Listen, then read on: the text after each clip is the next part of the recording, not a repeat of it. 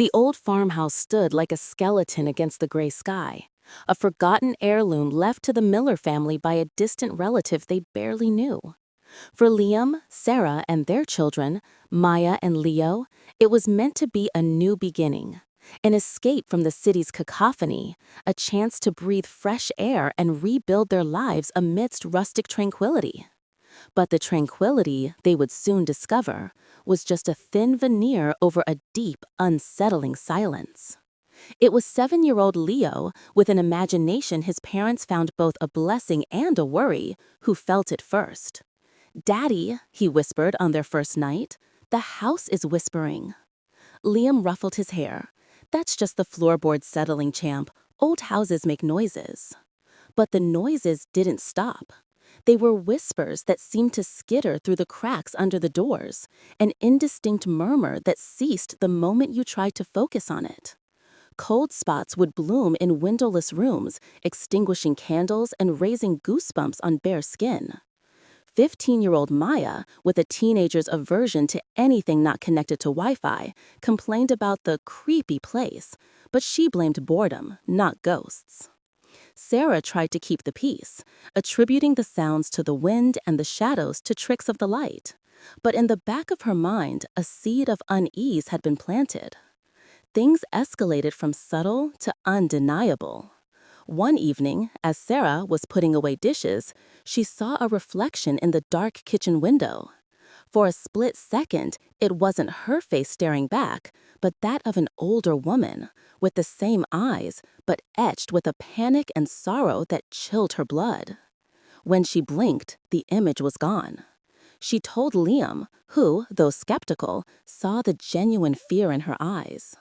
His own experience came a few days later. Working late in his study, he heard a clear, desperate sound from the voice recorder he used for notes. The voice was raspy, aged, but unmistakably his own. It uttered a single, static-laced word: danger. The recording, when he played it back, held nothing but silence.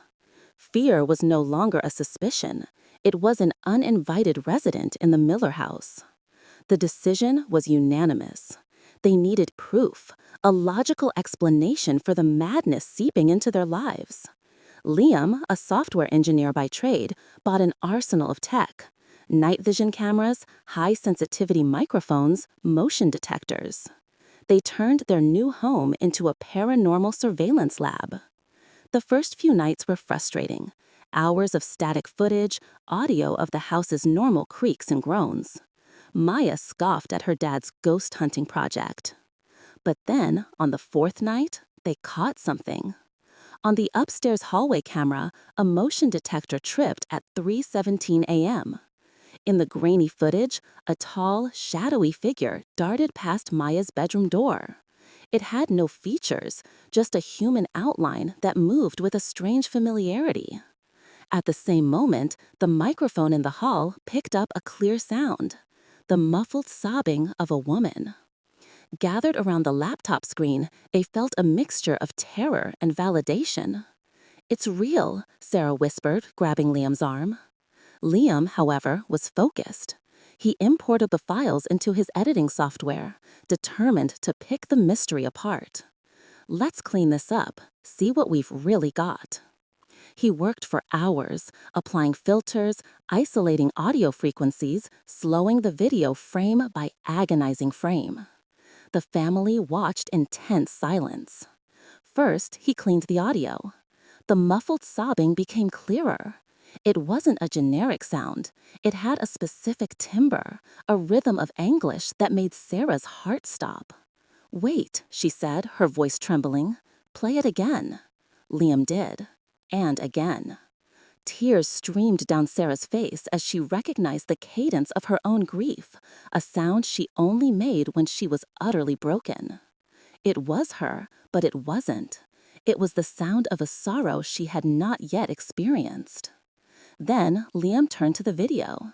He slowed the shadow figure's passage. The outline was indistinct, but the way it moved, the way the weight shifted from foot to foot, the slight slump of the shoulders. "Oh my God," Maya gasped, pointing at the screen. That's my walk. That's how I walk when I'm upset." The terror in the room curdled into a sick confusion. How was this possible? Were these tricks of the mind bizarre coincidences?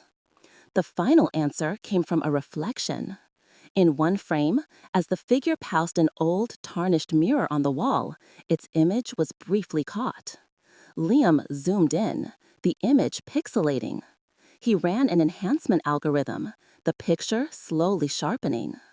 The face in the mirror was not that of an ancient spirit or a demon. It was Liam's face, but older, with silver at his temples and deep lines of despair carved around his eyes. His lips were parted in a silent scream. They weren't being haunted by strangers. They were being haunted by themselves. Their future was bleeding into their present. The apparitions weren't threats. They were desperate warnings from their future selves, trapped in some kind of tragic echo. "The whisper," Leo said suddenly, his small voice cutting through the thick silence. "It keeps saying the same thing. The floor is wrong." They all turned to him. Liam remembered the word he'd heard on his recorder: danger. Sarah remembered the panic on her reflection's face. The message was clear: get out. Rushing to the basement, following Leo's frightened gaze to a dark corner, Liam tore back an old rug. Beneath it was a loose floorboard. Using a crowbar, he pried it open. The smell of rot and ozone billowed out. Inside the cavity was a small metal box.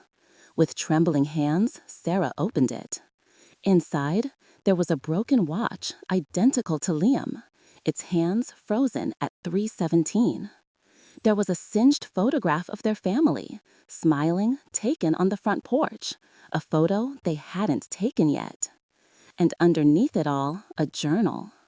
The handwriting was unmistakably Sarah's.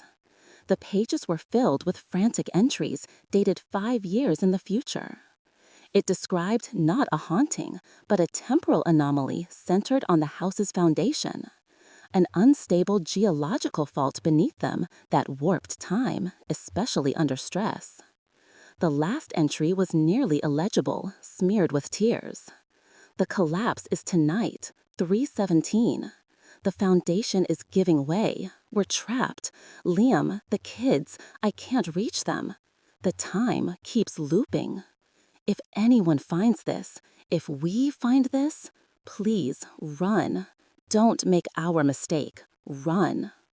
At that moment, a deep tremor shook the house, rumbling up from the bedrock. A cracking sound echoed from the walls.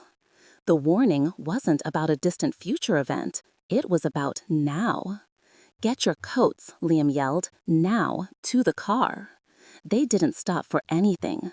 They sprinted through the house that now felt like a tomb, its walls groaning around them. As they burst through the front door and ran across the lawn, the ground bucked violently.